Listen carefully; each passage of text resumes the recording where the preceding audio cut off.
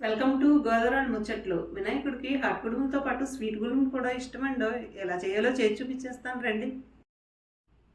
Stove వెలిగించుకుని గిన్నె పెట్టుకుని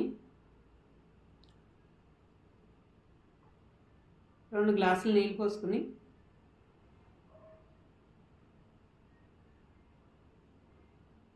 కొంచెం ఉప్పు వేసుకుని మీ రుచికి తగినంత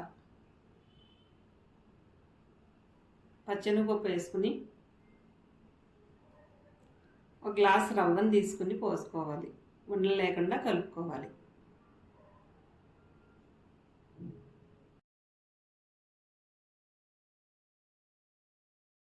సిమ్లో పెట్టుకుని 10 నిమిషాలు ఉడికించుకున్న తర్వాత ఈ రకంగా వస్తుంది. కొబ్బరి ముక్కలను మిక్సీ పట్టుకోండి. ఒక కప్పు బెల్లం తురుముకుని ఒక కప్పు కొబ్బరిని బెల్లాన్ని ఇలా కలుపుకోండి. ముందు ఉడకపెట్టిన పిండి ఉంది కదండి, దాన్ని కొబ్బరి పెట్టుకుని ఇలా వీడియోలో చూపించిన విధంగా స్వీట్ కుడుములు తయారు చేస్తాం. ఇడ్లీ పాత్రలో 2 గ్లాసులు నీళ్లు పోసుకుని ఈ విధంగా పెట్టుకుని 5 నిమిషాలు హైలో పెట్టుకుని తర్వాత 5 నిమిషాలు సిమ్లో పెట్టుకుని 10 నిమిషాలలో స్వీట్ కుడుములు రెడీ అయిపోతాయి. మన ఛానల్ని లైక్ చేసి షేర్ చేసి సబ్స్క్రైబ్ చేసుకోండి. ఇలాంటి మంచి వీడియోలు మళ్ళీ వస్తూనే ఉంటాయి.